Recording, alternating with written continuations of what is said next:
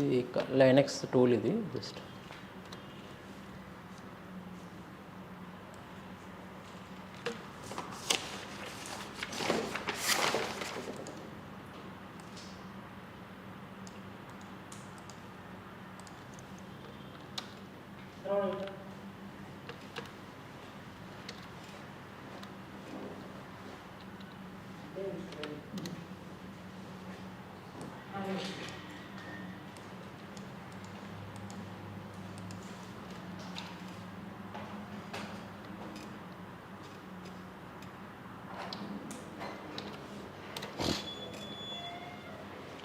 ఇప్పుడు నేను జస్ట్ ఒక లింక్ పంపిస్తాను ఫేస్బుక్ ఫ్రెండ్గా వరకు. సో నెక్స్ట్ ఒక టూల్ సెలెక్ట్ చేసుకున్నాను. సపోజ్ ఫేస్బుక్ సెలెక్ట్ చేసుకున్నాను, ఒక ఫిషింగ్ లింక్ చేసుకున్న తర్వాత సో నేను ఒక పేజ్ సెలెక్ట్ చేసుకుంటాను.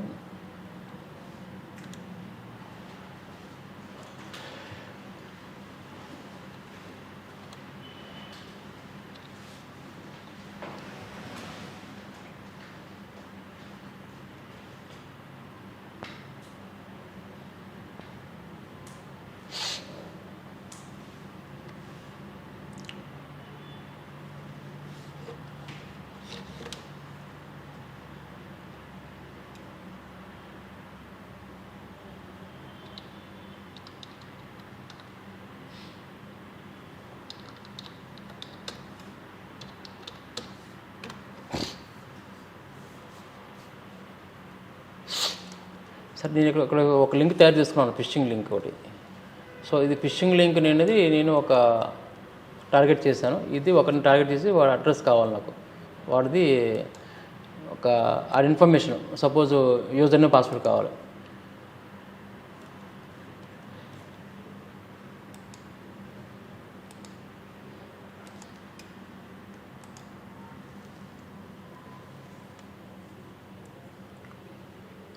సరే నేను ఒకటి మెయిల్ చేశాను, ఒకరికి జస్ట్ ఒకరికి వాట్సాప్ చేశాను. వాట్సాప్ చేసి వాడి యొక్క యూజర్ నేమ్ పాస్ తెలుసుకోవాలి. నేను వాట్సాప్ చేస్తే సో ఇది ఫిషింగ్ లింక్. వాడు వచ్చి నేను ఆతృతగా చూస్తాడు, నేను పంపించిన ఫిషింగ్ లింక్ వాడు ఏం జరిగిందని చెక్ చేస్తాడు, ఓపెన్ చేస్తాడు. ఓపెన్ చేసిన తర్వాత ఒక పేజ్ ఓపెన్ అవుతుంది, ఫేస్బుక్ ఓపెన్ అవుతుంది. సో ఫేస్బుక్ మీరు చెప్తాను నేను లాగిన్ చేయాలని. సో నేను సపోజ్ లాగిన్ చేశాను అనుకోండి, నేను నా ఫేస్బుక్ ఐడి పెట్టాను అనుకోండి. సో నేను అది ఇది టార్గెట్ పర్సన్ ఐడి. ఈ టార్గెట్ ఐడి మనకు తెలియదు ఏం కొడతాను పాస్వర్డ్ అని. గాయత్రి డాట్ సమ్ నా పాస్వర్డ్ కొట్టింది చూడండి, కుమ్మలి. సో పాస్వర్డ్ కొట్టుకోండి సమ్.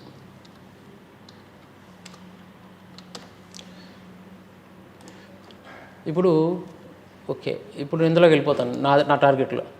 సరే నేను నా కొట్టిన అకౌంట్ గాయత్రి కుమ్మిలి, ఇది విక్టిమ్, ఇది ఒక ఫ్రాడ్స్టర్. ఇది ఆడు కొట్టింది, ఆడు ఏం కొట్టాడో గాయత్రి కుమ్మిలి పాస్వర్డ్ వాడు అయిపోయిన వచ్చేసింది. ఇలా టార్గెట్ చేస్తారు. మీకు ఫిషింగ్ లింక్ పంపించాను, మీరు ఏదో ఓపెన్ చేస్తారు. ఓపెన్ చేసి మీరు ఏమనుకుంటారో మీకు తెలియదు, నాకు తెలియదు అనుకుంటారు మీ యొక్క యూజర్ నేమ్ పాస్వర్డ్. కానీ మీరు క్యాప్చర్ చేస్తాను. యూజర్ నేమ్ నా గాయత్రి కుమ్మిలి డర్హాన్ వచ్చేసింది. సో మీ యొక్క యూజర్ నేమ్ పాస్వర్డ్ నేను క్యాప్చర్ చేస్తాను. సో అలాగే ఫిషింగ్ లింక్ వేస్తారు. అదేవిధంగా మీకు ఇది పంపిస్తారు, పాన్ కార్డ్ అప్డేషన్. మీరు ఓపెన్ చేసేసరికి ఏమవుతుంది, మీరు యూజర్ నేమ్ కొట్టమని చెప్తారు. అక్కడ మీరు ఏం కొడతారు ఇక్కడ కాపీ చేస్తాడు. ఇది చేసుకుని అగైన్ వాడు అందులోకి వెళ్ళిపోతుంది. మీకు ఓటీపీ పంపిస్తారు, మీ ఓటీపీ చెప్తారు, డబ్బులు కొట్టేస్తారు. సో ఇలా ఫిషింగ్ లింక్ తయారు చేస్తారు. అదేవిధంగా సపోజ్ ఎలా చేస్తారు, ఇది కూడా చేస్తారు చూడండి, స్కామ్ ఫిషింగ్ లింక్ చేస్తారు. అంటే మీ యొక్క ఫోటో క్యాప్చర్ అయిపోతుంది, మీ తెలుగుని మీ ఫోటో క్యాప్చర్ అయిపోతుంది. సపోజ్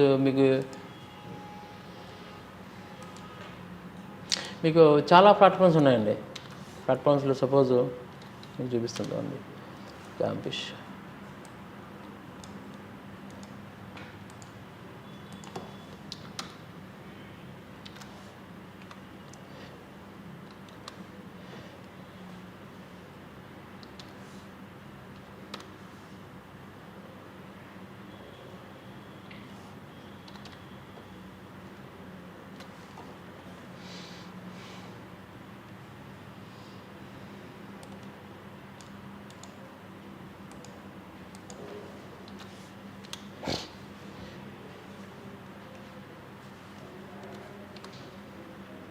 సపోజ్ నేను ఏదో పెట్టాను అనుకోండి, ఫెస్టివల్ పెట్టాను అనుకోండి, ఏదో మీకు లింక్ పంపిస్తాను, జస్ట్ ఫెస్టివల్ హ్యాపీ బర్త్డే అని.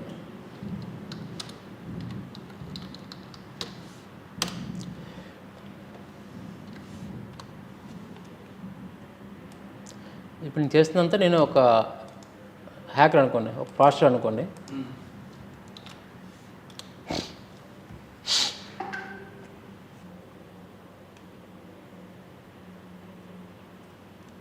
సో నేను ఒక లింక్ ఇది క్రియేట్ చేశాను, క్రియేట్ చేసి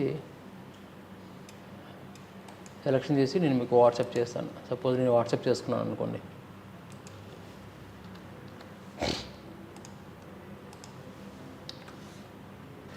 సో నాకు ఒక లింక్ వాట్సాప్ వచ్చింది. సో వాట్సాప్ వచ్చిన తర్వాత నేను ఓపెన్ చేస్తాను, ఎవడు పంపించాడబ్బా అని. వాట్సాప్ వచ్చింది, ఒక లింక్ వచ్చింది నాకు. సో నేను లింక్ ఓపెన్ చేస్తాను, ఎవడు పంపించాడబ్బా అని. లింక్ పంపిస్తే ఓపెన్ చేసిన తర్వాత ఏదో అడుగుతాడు, సో ప్లీజ్ అంటే ఎవరు నేమ్ అని.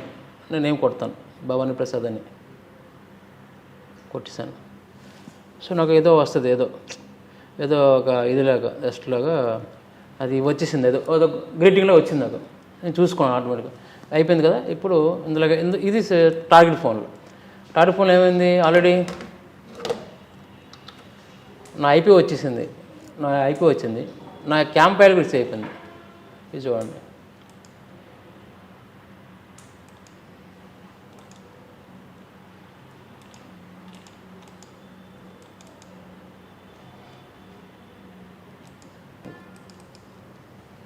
ఇప్పుడు తీసినవి. ఇప్పుడు పక్కన పెట్టిన ఫోటో కాబట్టి పక్కన వచ్చాయి. ఇప్పుడు ఫోటో పక్క పెట్టాను నేను, అంటే కరెక్ట్గా చెక్ చేయలేదు నేను. కరెక్ట్గా చేయకపోతే మనకు వచ్చేస్తుంది. అలాగా క్యాప్చర్ చేసేస్తారు మన యొక్క డేటాని. మనం ఏ ఫిషింగ్ లింక్ వచ్చినా ఫిషింగ్ అని బ్యాక్ ఎండ్లు ఉంటాయి. ఇప్పుడు ఫోటో అది నేను వీళ్ళకి పక్కన తిప్పాను కాబట్టి అది క్యాప్చర్ పోయింది. అలాగే మనం చూపించుకోనుకోండి ఫోటో, మనం కామన్గా ఏం చేస్తాం, వాళ్ళకి ఫిషింగ్ లింక్ ఓపెన్ చేస్తాం. ఓపెన్ చేసిన వెంటనే ఆటోమేటిక్గా మనకి ఇది వస్తుంది అనుకుంటాం. కానీ ఇది బ్యాక్ ఎండ్లో మన ఫొటోస్ క్యాప్చర్ చేసి పంపించేస్తుంది. అదేవిధంగా ఏదైనా మళ్ళీ లింక్ క్లిక్ చేస్తే మీరు ఏది ఓపెన్ చేస్తున్న యూజర్ నేమ్ పాస్వర్డ్ వాడు క్యాప్చర్ చేస్తాడు. లైవ్ చేసుకుని వాడు ఫిషింగ్ పడుకుంటాడు. సో ఫిషింగ్ లింక్స్ మనం వచ్చిన ప్రతి లింకు నొక్కకూడదు. ఫిషింగ్ లింక్ ఎలాగొస్తుందంటే ఆటోమేటిక్ ఇది అది HTTPS ఉంటుందండి. అంటే ఫిషింగ్ లింక్ ఎలాగొస్తాయి అంటే ఆటోమేటిక్గా మనకు తెలిసిపోద్ది. డొమైన్ అనేది కొంచెం చేంజ్గా ఉంటుంది. మీకు చూపిస్తుంది చూడండి. దానికి ఒక టూల్స్ ఉంటాయి. ఫిషింగ్ గ్రాబిఫై అనే ఒక టూల్ ఉంటుంది.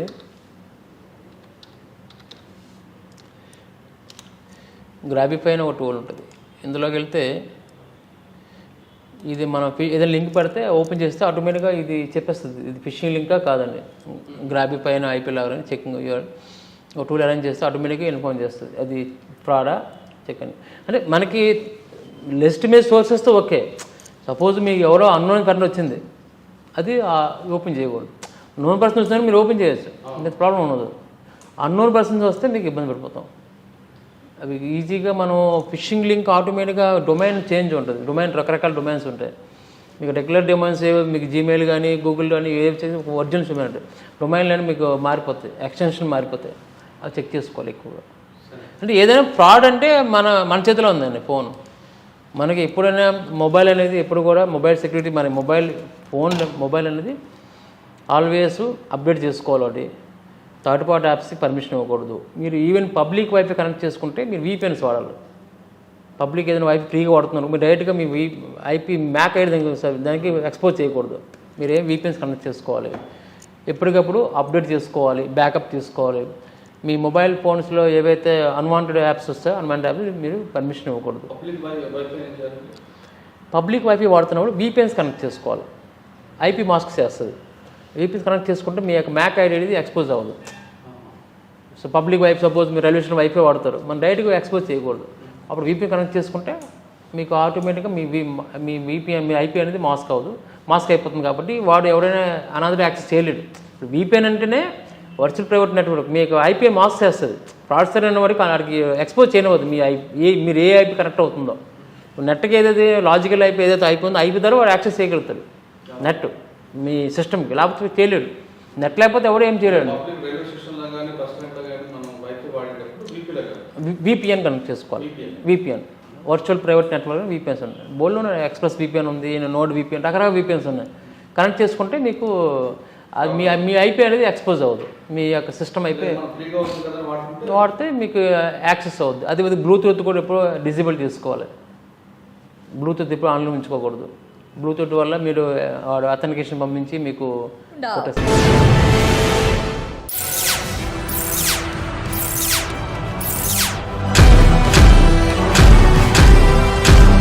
శ్రీకాకుళంలో 3 పోలీస్ స్టేషన్ పనిచేస్తారు. మీకు అక్కడ మెమరబుల్ కేసులు ఉన్నాయండి. కాశీబుగ్గ పోలీస్ స్టేషన్ అనేది is only meant for rowdies. అక్కడ జస్ట్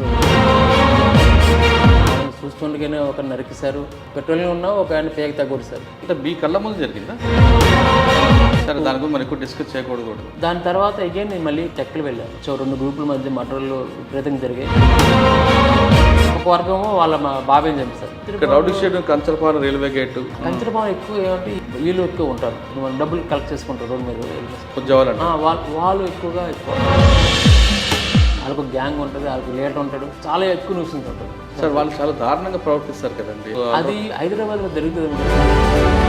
ప్రాపర్ రెస్పాండ్ అవ్వకపోతే న్యూసెన్స్ చేసేస్తారు. విశాఖపట్నంలో ఏ తరహా నేరాలు వస్తుంటాయి? అంటే జాబ్ ఫ్రాడ్ ఎక్కువ ఉంటాయా? మీకు రిపోర్ట్ మీకు పాత రోజుల్లో ఫిషింగ్ ఉంది, ఫిషింగ్ కాల్స్ తగ్గిపోయి ఇప్పుడు only phishing links, WhatsApp impersonation, Instagram frauds, social media frauds ఎక్కువ వస్తాయి. రకరకాలుగా ఉన్నాయి. సో వైజాగ్ నేను అబ్జర్వ్ చేసింది ఎక్కువగా ప్రీపేడ్ వస్తుంది 100 రూపాయల తర్వాత మీకు అమౌంట్ మీరు నెక్స్ట్ మీరు ఆరో టాస్క్ కోసం అరేంజ్ చేస్తాడు, ఒక 1000 కడతాడు. సో వాడికి ఒక నమ్మకం కలిగిస్తాడు. రాజస్థాన్లో ఉన్న ఒక టీం ఏం చేస్తారు, అన్ని ఆల్ ఓవర్ ఇండియా కవర్ చేస్తారు. ఈ తరహా క్రైమ్ మీద రిపోర్ట్ ఏంటంటే 100. మాకు డెమో కావాలంటే మీకు డెమో కూడా చూపిస్తాను.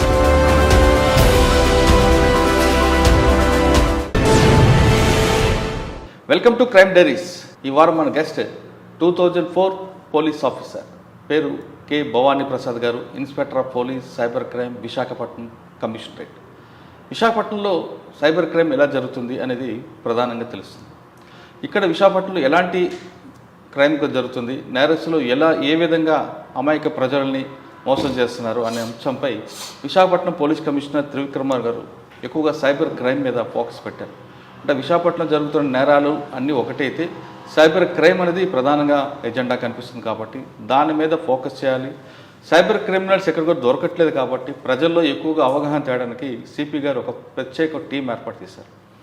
ఏ ఏజ్ గ్రూప్ వాళ్ళు ఎక్కువగా సైబర్ క్రైమ్ బాధితులు వస్తున్నారు, సైబర్ క్రిమినల్స్ ఎవరిని ఎక్కువగా టార్గెట్ చేస్తున్నారు అనే అంశంతో పాటు దీన్ని పూర్తిగా అరికట్టాలంటే ప్రజల్లో ఎలాంటి అవగాహన తేవాలి అనే విషయంపై ఒక ప్రత్యేక టీం ఏర్పాటు చేయడం. అంటే కేసు బుక్ అయిన తర్వాత ఇన్వెస్టిగేషన్ చేయడం కాకుండా అసలు కేసు బుక్ కాకుండా ఉండాలంటే ఏం చేయాలనే అంశంపైన ప్రధానంగా ఫోకస్ చేయడంతో భవానీ ప్రసాద్ గారి టీం అంతా కూడా అదే పనిలో ఉన్నారు. విశాఖ కమిషనరేట్లో ఎలాంటి క్రైమ్ జరుగుతుంది అనే అంశాలని దీన్ని పూర్తిగా నివారించాలంటే ఏం చేయాలి విషయాన్ని ప్రసాద్ గారిని తెలుసుకున్నాం. సార్ నమస్తే అండి. నమస్తే అండి. సార్ సైబర్ క్రైమ్ ఇంతకుముందు నేరాల్లో మీరు 2004లో వచ్చేసరికి పలానా నేరం జరిగిందంటే వాడు ఎవడు అనేది తెలిసిండేది. తర్వాత వచ్చేసరికి వైట్ కాలర్ రెఫరెన్స్ కాబట్టి ఈ బ్యాంకులో ట్రాన్సాక్షన్ తెలిసిండేది. కానీ ఇప్పుడు సైబర్ క్రైమ్ అనేది వాడి కంటికి కనిపించడు, కర్రద వాడడు, తుపాకీ వాడు, ఫోన్ కాల్తోనే వాడు కోట్లు కొట్టేస్తున్నాడు. ఇదంతా ఇంటర్నెట్ సహకారంతో. కంటికి కనిపించిన శత్రువుతో పోరాటం చేయడం అనేది కొంచెం ఇంపాసిబుల్. కానీ ప్రజల్లో అవగాహన తీసుకురావడానికి ఏం చేస్తున్నారు? ముఖ్యంగా విశాఖపట్నం కమిషనరేట్లో ఏ తరహా నేరాలు అంటే బాడీ అఫెన్స్ కాకుండా సైబర్ క్రైమ్ ఎలాంటి తరహాలు ఉన్నాయి అంటే జాబ్ ఫ్రాడా, లోన్ ఫ్రాడ్తో పాటు ముసలి వాళ్ళకి కానీ యువకులకు కానీ నూడ్ కాల్స్ చేయడం, ఇవన్నీ వాటికి రకరకాల నేరాలు చూస్తున్నారు. ఎక్కువగా మీరు ఏ తరహా నేరాలు రిపోర్ట్ అవుతున్నాయి, దీన్ని రికవరీ చేయడానికి మీరు ఏ టీం ఫామ్ చేసుకుని ఎలాగ వెళ్తున్నారు? ఒకవేళ పోలీస్ స్టేషన్ రాకుండానే సైబర్ క్రైమ్ జరిగిందంటే ముందు ఎలాగ అలర్ట్ అవ్వాలి, ఎవరికి సంప్రదించాలి, ఇవన్నిటికన్నా ఇంపార్టెంట్ ప్రజలు అవగాహన తేవడం అనేది ప్రధానంగా లక్ష్యం. కాబట్టి మీరు దీని మొత్తం మీ కమిషనరేట్లో సైబర్ క్రైమ్ ఇన్స్పెక్టర్గా ఏం చేస్తున్నారు విషయం చెప్పే ముందు 2004లో పోలీస్ డిపార్ట్మెంట్కి వచ్చింది. మీరు బై ఛాన్స్ వచ్చారా, బై చాయిస్ వచ్చారా, వచ్చిన తర్వాత ఎక్కడెక్కడ పనిచేస్తారు చెప్పండి. నమస్కారం అండి. నా పేరు భవానీ ప్రసాదరావు. నేను 2004 బ్యాచ్ డైరెక్ట్ ఎస్ఐని. బిఫోర్ దట్ నేను 2000 వరకు కానిస్టేబుల్ సెలెక్ట్ అయ్యాను. సో మా ఫాదర్ కూడా APSP constable, police family APS battalion మాది, 5th ఏపీఎస్ బెటాలియన్. సో మా ఫాదర్ ఏపీఎస్పీ కానిస్టేబుల్గా ఉండేవారు. సో సర్వీస్లో ఉండగానే చనిపోయారు. చనిపోయిన తర్వాత మీ మొత్తం ముగ్గురు అన్నదమ్ములు అండి. సో ఒక బ్రదర్ ఏమో ఆల్రెడీ జస్ట్ మన కోఆపరేట్ డిపార్ట్మెంట్లోని మా ఫాదర్ జాబ్ ఆయనకి ఇచ్చారు. సర్వీస్లో చనిపోయారు కాబట్టి మా ఫాదర్ జాబ్ ఆయనకి ఇస్తే ప్రజెంట్ విజయనగరం కోఆపరేట్ డిపార్ట్మెంట్లో పనిచేస్తాం సీనియర్ అసిస్టెంట్గా. ఇంకో బ్రదరు ఇక్కడే రిజర్వ్ ఇన్స్పెక్టర్ గారు పోలీస్ డిపార్ట్మెంట్ ఇక్కడ మన వైజాగ్ సిటీలోనే ఎంటీఓ చేస్తున్నారు, మోటార్ ట్రాన్స్పోర్ట్ ఆర్గనైజేషన్ ఎంటీఓ చేస్తున్నారు. నేను రెండో వాడినండి. మీ ఇద్దరు ట్విన్స్, నేను మా అన్ని ట్విన్స్, మా తమ్ముడు ఇన్స్పెక్టర్, ముగ్గురు ఇద్దరు పోలీస్ ఇన్స్పెక్టర్లు. సో నేను ఇంట్రెస్ట్తో వచ్చానండి డిపార్ట్మెంట్లో బిల్డింగ్ మీద. Police family interest, police family by birth నుంచి మీరు చూసాం కాబట్టి ఇది ఈ పోలీస్ డిపార్ట్మెంట్ ఇష్టంతో వచ్చాం. 2004లో సెలెక్ట్ అయ్యాను డైరెక్ట్ రిక్రూట్మెంట్ తర్వాత. ఒక 1 ఇయర్ ఏమో నేను వైజాగ్ సైబర్ మన గాజువాక్లో ప్రొఫెషనల్ ఇన్స్పెక్టర్ పనిచేశాను 1 ఇయర్. తర్వాత అప్పుడు కౌముది గారు సిపి గారు ఉన్నప్పుడు వీళ్ళు డైరెక్ట్ రిక్రూట్ చేస్తే వీళ్ళకి ఇక్కడ ఎస్ఎస్ఓ ఇన్స్పెక్టర్ కాబట్టి వీళ్ళకి గ్రౌండ్ లెవెల్లో పరిజ్ఞానం రాదు, కొంచెం వీళ్ళు ఎస్ఎస్ఓని హోల్డ్ చేయాలని చెప్పేసి డిస్టిక్ పంపించారు. ఆ క్రమంలో నేను శ్రీకాకుళం డిస్టిక్ వెళ్ళాను. శ్రీకాకుళంలోని సో కాశీబుగ్గ చేశాను, నందిగామ పోలీస్ స్టేషన్ చేశాను, సంతకపటి పోలీస్ స్టేషన్ చేశాను. మాకు లెక్క ఏంటంటే మా సర్వీసు 6 ఇయర్స్ అవ్వకముందే మాకు ప్రమోషన్ వస్తుంది. యాక్చువల్గా 2096 బ్యాచ్ అండ్ 91 బ్యాచ్ వాళ్ళు సుమారు 17 ఇయర్స్ సర్వీస్ చేస్తే కానీ వాళ్ళకి ఇన్స్పెక్టర్ పోస్టింగ్ రాలేదు. మా బ్యాచ్ వరకు ఏమైందంటే మేము అంత అదృష్టవంతులు అంటే 6 ఇయర్స్ యాక్చువల్గా యాజ్ పర్ ఏపీపీ మాన్యువల్ ప్రకారం 6 ఇయర్స్ కంప్లీట్ సర్వీస్ చేస్తే were eligible for the inspector promotion. అలాగే 6 ఇయర్స్ కంప్లీట్ అయింది. 7th ఇయర్లో మాకు ప్యానల్ అడిగారు. 7th ఇయర్లో మేము వీ గాట్ ప్రమోషన్. మాకు ఇన్స్పెక్టర్ పోస్టింగ్ వచ్చేసింది. మేము ఎస్పీ ఎవరండి మీకు శ్రీకాకుళం అప్పుడు ఫస్ట్ ఎస్పీ గారు మాకు గోపాలరావు గారు ఉన్నారు. నెక్స్ట్ ఇప్పుడు శ్రీకాంత్ గారు మొన్న మా సిపిగా చేశారు. నెక్స్ట్ నాగన్న గారు ఒక ఆయన ఏపీఎస్ ఆయన వచ్చారు. బిఫోర్ దట్ మేము ఇన్స్పెక్టర్గా 6 ఇయర్స్ ప్రమోషన్ అయిన తర్వాత ఒక 2.5 ఇయర్స్ నేను ఇక్కడే పనిచేశాను. సైబర్ సెల్ మన సిఎస్ఎల్ పనిచేస్తాను హైదరాబాద్. సార్ శ్రీకాకుళంలో 3 పోలీస్ స్టేషన్ పనిచేస్తారు. మీకు అక్కడ మెమరబుల్ కేసులు ఉన్నాయండి? సంతకవటి, నందిగామ, అంటే కాశీబుగ్గ పోలీస్ స్టేషన్ అనేది is only meant for rowdies. అప్పుడు ఒక కాశీబుగ్గ అనేది రౌడీస్కి ఎక్కువ ఫేమస్ ఉంది. అక్కడ జస్ట్ ఈ యొక్క రైవల్టీస్ గ్యాంగ్ వార్స్ ఎక్కువ ఉండే కాశీబుగ్గలో. సో మనం చూస్తుండగానే ఒక నరికేశారు. మనం అంటే మేము పెట్రోలింగ్ ఉన్నాం, ఒక ఆయన పేగ తగ్గొడిశారు. సో అది సమ్ రైవల్టీ మీ కళ్ళ ముందు జరిగిందా? మేము ముందు ఉన్నాం, జస్ట్ ఒక 500 minutes హెడ్ ఉన్నాం. ఆయన బ్యాక్ నడుచుకొని వస్తున్నాడు ఎనిమిది. వాడు కత్తితో పేక తగ్గొడిసి అలాగ అందరిని బెదిరిస్తూ పారిపోయాడు. సో మాకు మళ్ళీ బ్యాక్ వచ్చేసరికి మేము పట్టుకొని వచ్చేసి అంటే అప్పుడు క్రైమ్ అంటే ఓన్లీ కన్వెన్షనల్ క్రైమ్స్, మర్డర్లు కానీ, రేప్స్ కానీ, సమ్ అటెంప్ట్ మర్డర్స్ కానీ అలాంటి కేసులు ఉండేది. అప్పుడు సైబర్ క్రైమ్ ఉండేది కాదు. లేదు. ఎప్పుడైతే డిజిటల్ విప్లవం వచ్చింది స్టార్ట్ అయిందో అప్పుడు మనకి సైబర్ క్రైమ్ స్టార్ట్ అయింది. అచ్చా, కాశీబుగ్లో వాడు దొరికాడు. కాశీబుగ్లో వాడు దొరికాడు. ఇంకేమున్నాయండి మీకు అక్కడ? చాలా మెమరీస్. కాశీబుగ్లో ఉన్నప్పుడు మేము అప్పుడు వారు నక్సల్స్ ప్రభావిత ప్రాంతాలు ఉండేవి. అప్పుడు అక్కడ పలాస బొడ్డపాడు అప్పుడు కొంచెం ఉండేది, అంటే semi affected area, not fully affected, semi affected area. సంతకవట్లో ఏముందండి? సంతకవటి అంతా పులిటీ తాలాడ, they are professionally habitual offenders. So Santhakaviti అంటేనే పులిట తాలాడ అన్న విలేజ్ ఉంటాయి. ఆ ఊరు మొత్తం దొంగలు. సో రాష్ట్రం ఎక్కడొచ్చినా ఆ గ్రామం వచ్చేవారు. వాళ్ళు ఏంటంటే మా ధర ఎవడో నేరం చేసేవారు కాదు, మా మండలంలో ఎవరు నేరం చేసేవారు. వాడు కొంచెం ఉదాహరణకు వదిలేవారు, మా మండలానికి టచ్ చేసేవారు కాదు. సో నేను హ్యాపీగా ఉండేవాడిని. అదర్ స్టేట్ నుంచి, అదర్ డిస్ట్రిక్ట్ అందరూ ఏదో రోజు ఎవరో ఒకరు వస్తూనే ఉంటారు. షెల్టర్ జోన్ అది. Shelter zone own villages. Shelter తీసుకుని కాబట్టి ఏం చేసేవారు? వాళ్ళు ఓన్ విలేజ్ అది. మీకు కూడా ఇబ్బంది ఉండేది కదా? నాకు ఇబ్బంది ఉండేది కాదు, ఎందుకంటే వాళ్ళు మా దగ్గర చేరు. ఈ అదర్ స్టేట్ వాళ్ళు, అదర్ డిస్ట్రిక్ట్ వాళ్ళు ప్రతిరోజు వచ్చేవారు. ఎక్కువ చేసేవారు? ఎక్కువగా మనకి ఈ రాజాము, శ్రీకాకుళం నైబరింగ్ డిస్ట్రిక్ట్ ఏవైతే వరుస గంజాం కానీ, పర్లకిముడి కానీ, ఇరుబాక్ శ్రీకాకుళం. వాళ్ళ ఎమ్మో ఏంటండి? House night, day HB and HB night కూడా చేస్తారు. ఎక్కువ హెచ్బి నైట్ ఎక్కువ చేస్తారు. లాస్ట్ చైన్ స్నాచింగ్ చేస్తారు, ఇంట్లో చైన్ స్నాచింగ్ చేస్తారు. మరి ఎప్పుడైనా కౌన్సిలింగ్ చేస్తారు? ఎందుకు నేరాలు చేస్తారండి? వాళ్ళకి కౌన్సిలింగ్ ఇప్పించాం. వాళ్ళకి నేను ఎస్ఐగా ఉన్నప్పుడు వాళ్ళకి రీహాబిలిటేషన్ ప్యాకేజ్ కింద మినిస్టర్ గారు తెప్పించి ఒక మీటింగ్ పెట్టించి వాళ్ళందరికీ రీహాబిలిటేషన్ ప్యాకేజ్ ఇప్పించి అందులో ఒక 3-4 హోంగార్డులు వేయించాను. ఇప్పటికీ నేను పొలిటి తాళాలు వెళ్తే నేను దేవుళ్ళ చూస్తాను, ఎందుకంటే చాలా మోస్ట్ సర్వీస్ చేసిన వాళ్ళకి. ఇప్పటికీ సార్ మీరు చేశారు, వాళ్ళ మార్పు వచ్చిందా? వచ్చింది, మార్పు వచ్చింది. అందరూ మ్యాక్సిమం ఆడారు. ఒక 2-3 మెంబర్స్ మాత్రం మారలేదు. మారిపోయిన తర్వాత చాలా నేరాలు చేస్తారు. తర్వాత రీసెంట్ కూడా చనిపోయారు కూడా. సంతకవటి తర్వాత అండి? సంతకౌట్ తర్వాత నేను కాశీబుగ్గ తర్వాత నాకు ప్రమోషన్ వచ్చింది ఇన్స్పెక్టర్గా. ఫస్ట్ ఇనిషియల్ నందిగామ చేశాను. నందిగామ తర్వాత అది హైవే పక్కన నందిగామ, అందులో స్పెసిఫిక్గా ఓన్లీ రోడ్ యాక్సిడెంట్స్ ఉంటాయి. తర్వాత నేను సంతకౌట్ వెళ్ళాను. సంతకౌట్లో ఈ ఎఫర్ట్ ఎప్పుడైతే చేసిన తర్వాత నాకు కాశీబుగ్గ ఇచ్చారు. కాశీబుగ్గలో ఒక 2 years చేశాను. కాశీబుగ్గ టోటల్గా ఎక్స్ట్రీమిస్ట్ కాకుండా ఓన్లీ గ్యాంగ్స్ సంబంధించిన క్యాజువల్ ఫ్యాక్టరీస్ ఎక్కువ ఉంటాయి, వ్యాపారస్తులు ఎక్కువ ఉంటారు. నెక్స్ట్ అక్కడ కుర్దా బ్యాచ్ ఎక్కువ వస్తుంటుంది. అక్కడ అలవాటు ఏంటంటే కుర్దా బ్యాచ్, ఈ కరకపూర్ బ్యాచ్, కుర్దా బ్యాచ్ తెప్పించుకుని మటర్స్ తిరిగి సాంప్రదాయం ఎక్కువ ఉంటుంది కాశీబుగ్గ. కుర్దా నుంచి కుర్దా, కరకపూర్, కుర్దా అనే ఏరియా నుంచి ఈ గ్యాంగ్స్టర్స్ వచ్చి మన పలాసలో ఎక్కువ మటర్స్ చేస్తారు. వీళ్ళు హైర్ చేసుకున్నారు వాళ్ళని. పలాస పీపుల్, పలాస కాశీబుగ్గ 2 ఒకటే, ట్విన్ సిటీస్. ఆ పీపుల్ నుంచి ఈ వ్యాపారస్తులు ఎవరైతే ఇంతకుముందు వాళ్ళు రైవల్టీస్ ఉంటే వాళ్ళు హైర్ చేసేవారు. కరక్పూర్ గ్యాంగ్, కుర్దా గ్యాంగ్ వాళ్ళు వచ్చి ఫైర్స్ చేసి వెళ్ళిపోయేవారు. ఆ గ్యాంగ్లో ఎప్పుడైనా దొరికారా? ఆ గ్యాంగ్లో తిరిగారు. మీకు కరక్పూర్లో రాంబాబు అనే రౌడీ షీట్ ఎప్పుడైనా ఎదురుపడ్డా? లేదండి. నేనున్న టైంలోని ఓన్లీ ఆ గ్యాంగ్స్ ఇన్స్టిట్యూషన్స్ ఉండేవి. ప్రీవియస్గా 98, 90 ఆ ఏరియాలో 2000లో మళ్ళీ హెవీగా ఉండేది. ఇప్పుడు తర్వాత గ్రాడ్యువల్లీ ఓల్డ్ అయిపోవడం, తగ్గిపోవడం, తర్వాత ఎఫెక్ట్ పోలీసింగ్ వచ్చేసింది. అప్పుడు ఎందుకు జరిగిందంటే 2000 ఏరియాలో ఈ మావోయిస్ట్ ప్రభావిత ప్రాంతాల వల్ల ఎక్కువ పోలీసింగ్ ఉండేది కాదు, విజువల్ పోలీసింగ్ ఉండేది కాదు. సో ఏదో టచ్ చేసి ఏదైనా ఒక పార్టీతో వెళ్ళాల్సి వస్తుంది. ఇక 2004 తర్వాత పబ్లిక్ కూడా ఈ మావోయిస్ట్ సెమీ ఎఫెక్టెడ్ పోయిన తర్వాత విజువల్ పోలీసింగ్ పెరిగిపోయింది. పోలీసు ఎప్పుడైతే ఆన్ గ్రౌండ్ వచ్చారో నేరాలు తగ్గారు, అది తగ్గింది. అచ్చా, మీకు తర్వాత కాశీబుగ్లో ప్రమోషన్ వచ్చిందా?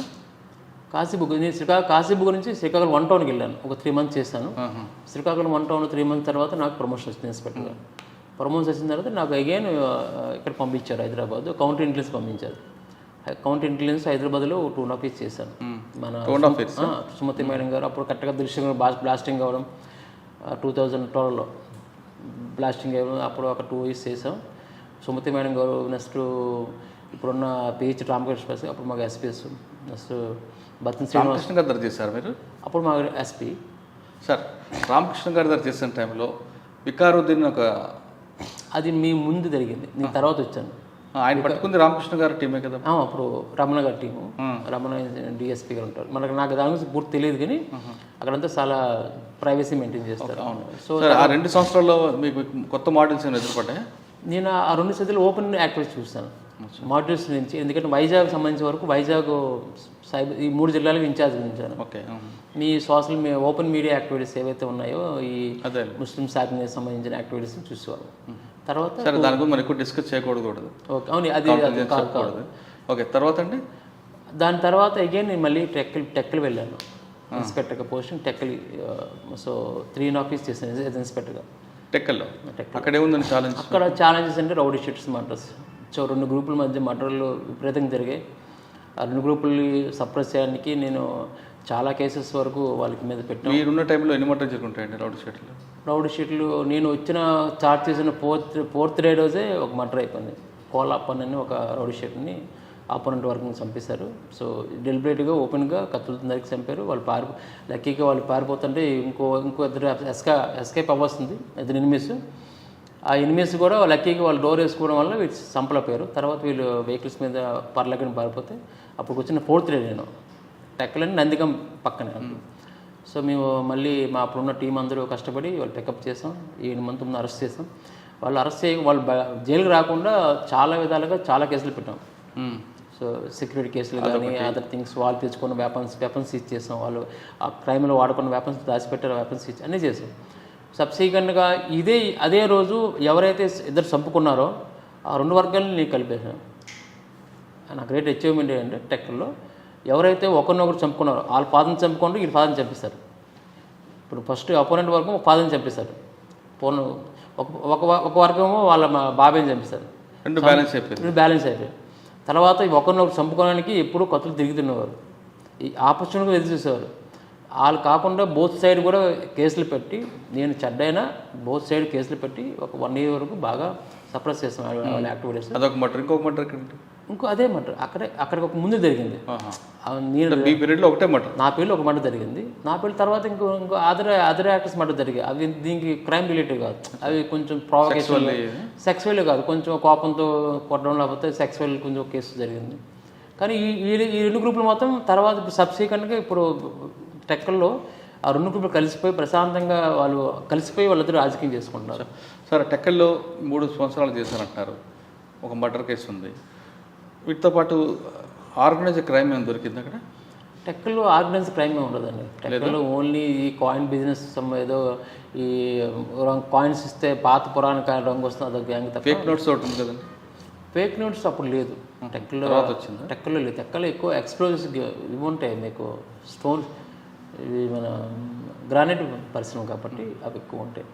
ఎక్స్ప్లోజివ్స్ కేసు కట్టారు, 3 కేసులు కట్టాం, ఎక్స్ప్లోజివ్స్ కేసెస్ కట్టాం. ఓకే. టెక్కల తర్వాత టెక్కల తర్వాత ఇచ్చాపురంలో. ఇచ్చాపురం అంటే అది ఓన్లీ బోర్డర్ ఏరియా. సో అక్కడ ఎక్కువ 8 months చేశాను. సో అప్పుడు ఎలక్షన్ అని చెప్పి నేను ట్రాన్స్ఫర్ చేసి ఇక్కడ 3.5 years అయిపోయింది. అది 8 months, 4 years, 5 months అయిపోయింది. 5 monthsలో ఎలక్షన్ వస్తుంది. అందుకని నేను అగైన్ కాశీబు మన వైజాగ్ సిటీ కంచరపాలెం వచ్చాను. అక్కడ రౌడీ షీట్ లేదు. కంచరపాలెంలోని అక్కడ కూడా 8 months చేశాను. ఎలక్షన్ ముందు జనవరిలో వచ్చాను, 2019 జనవరిలో వచ్చాను. 2000 ఆగస్టు వరకు 8 months చేశాను. 8 months చేసిన తర్వాత 8 months కూడా అక్కడ Kancharapalem heavy police station, rowdy షీట్లు, all type of sector people ఉంటారు. క్లాస్ ఉంది, మాస్ ఉంది, ఎక్కువ మాస్ ఉంటుంది. ఎక్కువగా భార్య భర్త తగులు ఎక్కువ వస్తాయి. రౌడీ షీట్లు కూడా ఎక్కువ ఉన్నారు. బర్తిని మురళిని రౌడీ షీట్లు ఉన్నారు, మంచి ఫేమస్ రౌడీ షీట్లు ఉన్నారు. ఒక ఫ్యాక్షన్ విలేజ్ ఉండాలండి అక్కడ. ఎక్కడండి? ఇచ్చాపురంలో అది ఉండేది, పురుషోత్తపురం అని. అవి నా ప్రిడిసర్ ఎవరైతే ఉన్నారో ఆ టైంలో కామప్ అయిపోయి తర్వాత రౌడీ షీట్ తప్ప ఫ్యాక్షన్ లేదు.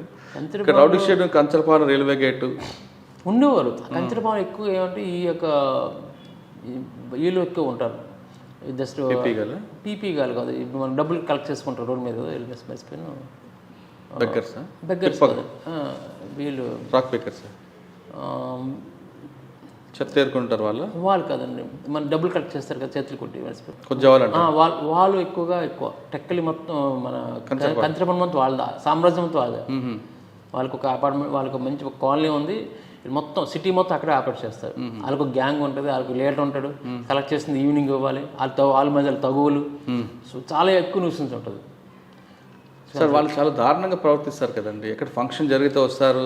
అది హైదరాబాద్లో జరుగుతుంది కానీ వైజాగ్లో అంత లేదు. కాకపోతే వాళ్ళు కానీ వచ్చిన తర్వాత వాళ్ళు ప్రాపర్ రెస్పాండ్ అవ్వకపోతే న్యూసెన్స్ చేస్తారు. కోర్సెస్ కూడా బట్టలు ఇప్పేయడం, రకరకాల పనులు చేస్తారు. సో వాళ్ళు తగువులు ఎక్కువ ఉంటాయి. సో వాళ్ళు ఒకరిని ఇష్టపడితే ఇంకోటి ఇష్టపడలేకపోవడం, అలాంటి తగులు ఎక్కువ ఉంటాయి. చాలా న్యూసెన్స్ ఫేస్ చేస్తాం కంచరపాలెం. వాళ్ళతో మాట్లాడడం కూడా ఇబ్బంది కదండి. లేదు, మన లోకల్ పోలీసుని రెస్పెక్ట్ ఇస్తారు. లోకల్ పోలీసుని రెస్పెక్ట్ ఇస్తే వాళ్ళు లీడర్ తీసుకొస్తారు. వీళ్ళు ఇండివిజువల్ టారు లోకల్, కానీ ఎక్కువ అరుస్తారు. న్యూసెన్స్గా ఉంటుంది, మన మాట వినరు, అరుస్తారు, కంప్లీట్గా అరుస్తారు ఎక్కువ. కానీ మేనేజ్ చేయొచ్చు వాళ్ళు కొంచెం. డబ్బులు సంపాదన ఏం చేస్తారంటే వాళ్ళు విలాసాలు ఉండవే. పాపం వాళ్ళు, నాకు తెలిసిన నాలెడ్జ్ ప్రకారం అయితే పర్ డే 5 సంపాదిస్తారండి. వాళ్ళ డబ్బులు వాళ్ళ పేరెంట్స్కి ఇవ్వరు, వాళ్ళ పేరెంట్స్ వాళ్ళు చూడరు, అబాండ్ చేసేస్తారు. ఈ డబ్బులు అనేది ఈ మధ్యలోనే బ్రోకర్స్ తీసుకుంటారు. వీడు ఒక టీం ఉంటుంది, అసోసియేషన్ చెప్పి కొంత టీం కలెక్ట్ చేస్తారు, వాళ్ళు లీడర్ కొంత డబ్బులు ఇవ్వాలి, వాడు ఎవడైతే ఈయన ఇష్టపడతారో ఆడు కొంత ఇవ్వాలి. చాలా ఎక్కువ ఉంటాయి. పాపం వాళ్ళు తిండి తక్కువ, వాళ్ళ సంపాదన కూడా తక్కువ. కొందరు ఆపరేషన్ చేసుకుంటారు, కన్వర్షన్ కోసం డబ్బులు దాచుకొని డబ్బులు ముంబై వెళ్ళి ఆపరేషన్ తీసుకొని వస్తారు. రకరకాల ప్రాబ్లమ్స్ ఉంటాయి వాళ్ళకి. అంటే వాళ్ళ సంపాదన వాళ్ళు తినేది ఉండదు. సంపాదన వాళ్ళకి నాకు తెలిసి ఆస్తులు కూడబట్టింది ఉండదండి. అంతా ఈ మధ్యవర్తులు బ్రోకర్స్ ఉంటారు, వాళ్ళే కలెక్ట్ చేస్తారు. వాళ్ళ టీం ఉంటుంది, వాళ్ళ ఆర్గనైజేషన్ ఉంటుంది, వాళ్ళు కూర్చొని సంపాదించుకుంటారు. సార్ కంచరపాలెం తర్వాత నేను again I was transfer to CID అండి. సిఐడి ఒక 2.5 years చేశాను మన వైజాగ్. అక్కడ సైబర్ క్రైమ్స్ చేశాను. సో ఇప్పుడు present Srikakulam SP Radhika madam గారు, నేను చెప్పాను, మేడం నాకు సైబర్ క్రైమ్స్ ఇష్టపడుతున్నాను, చేద్దాం. నాకు అందువల్ల సైబర్ క్రైమ్ నాకు నాలెడ్జ్ తక్కువ. ఎప్పుడైతే సిఐడి వెళ్ళిన తర్వాత నేర్చుకుంటాను సార్, నేను కూడా సైబర్ క్రైమ్ చేయాలి, నాకు ఇంట్రెస్ట్ ఉందంటే అప్పుడు నాకు వైజాగ్ సంబంధించి సైబర్ క్రైమ్ ఇన్స్పెక్టర్గా ఇచ్చారు. 2.5 yearsలో నా ఓన్ ఇంట్రెస్ట్గా కొన్ని కోర్సెస్ నేర్చుకోవడం కానీ, కొన్ని ట్రైనింగ్స్ వెళ్ళడం కానీ, అదేవిధంగా నెట్లో ఆన్లైన్ ట్రైనింగ్ కోర్స్ చేయడం కానీ చేసుకున్న తర్వాత అగైన్ 2.5 years అయిన తర్వాత నేను అగైన్ మళ్ళీ సిపి గారికి, పాత శ్రీకాంత్ ఎస్పీ గారికి, శ్రీకాంత్ ఐజీ గారికి కలిశాను. ఆయన కొన్ని టెస్టులు పెట్టారు. టెస్ట్ పెట్టి నువ్వు క్వాలిఫై అయితే నీకు ఇస్తాను. సో ఆయన తెచ్చిన టెస్ట్ క్వాలిఫై అయ్యాను. సో దీనికి ఎవరు మ్యాక్సిమం పోటీ ఉండరు, సైబర్ క్రైమ్స్కి ఎవరు రారు. ఎందుకంటే దీనికి రావాలంటే కొంచెం మైండ్ అప్లై చేయాలి, ప్రిఫరబుల్ రాండో ప్రిపేర్ చేస్తారు. సైబర్ క్రైమ్స్కి ఎవరు రారు కాబట్టి నేను ఒక్కనే సోల్ పార్టిసిపెంట్. నేనైతే శ్రీకాంత్ గారు క్వాలిఫై చేస్తారు, ఆయన అంత ఈజీగా వదలరు. క్వాలిఫై చేసిన తర్వాత ఓకే పంపించారు. ఇక్కడ లాస్ట్ ఇయర్ వచ్చాను. వచ్చిన తర్వాత సుమారు 2000 కేసెస్ ఉన్నాయి, యూఏ కేసెస్.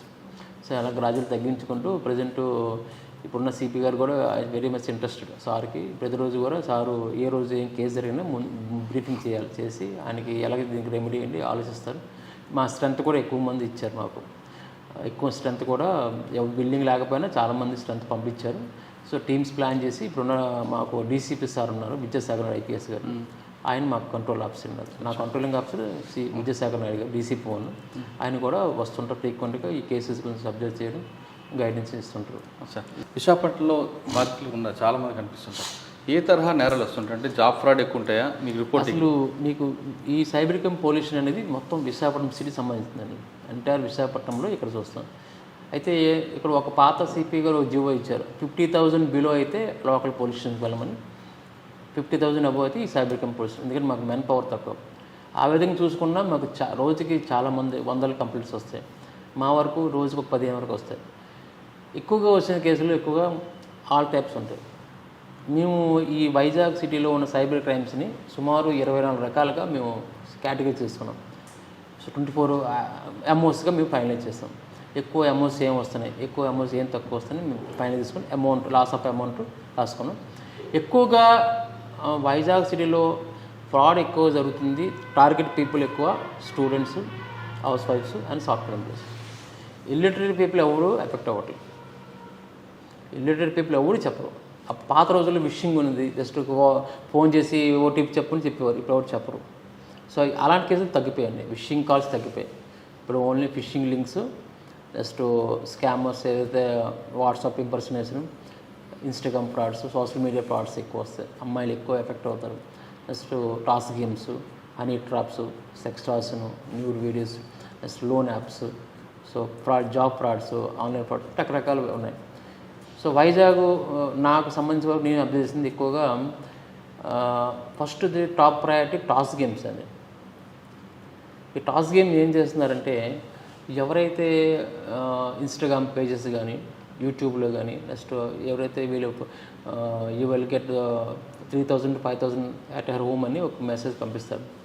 పంపించిన వెంటనే వాళ్ళు దాన్ని క్లిక్ చేస్తారు. క్లిక్ చేసిన వెంటనే వాళ్ళు సింపుల్గా ఒక టాస్క్ ఇస్తారు. ఏం టాస్క్ ఏం లేదు, మీరు ఏమి చేయవలసినట్లేదని, మీరు రోజుకి 3,000 నుంచి 5,000 రూపాయలు మీరు ఎర్న్ చేసుకోవచ్చు.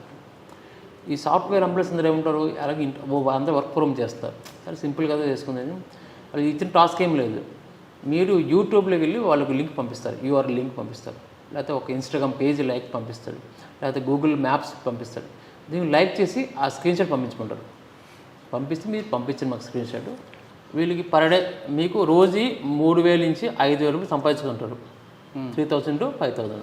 దానికి సంబంధించి వాళ్ళు సింపుల్ చెప్పింది ఏమంటే ఏం లేదు, మీరు మీకు ఒక లింక్ పంపిస్తాను, యూట్యూబ్ లింక్ పంపిస్తాను, లేకపోతే గూగుల్ లింక్ పంపిస్తాను, లేకపోతే మ్యాప్స్ పంపిస్తాను, కొన్ని స్టార్ హోటల్ రేటింగ్ పంపిస్తాను, హాలీవుడ్ సినిమా స్టార్స్ కొన్ని పంపిస్తాను, కొన్ని కొంచెం జస్ట్ ఎస్టిమేట్ జస్ట్ కంపెనీస్ ఏ ఉంటాయి, బాలీవుడ్ ఫ్యాక్టరీస్. వాళ్ళు లైక్ చేయమంటారు, ఫాలో అప్ చేయమని. లైక్ చేసిన దాన్ని స్క్రీన్ షాట్ పంపించమంటారు. లైక్ చేసిన దాన్ని వాళ్ళు పంపించారు, స్క్రీన్ షాట్ పంపించారు.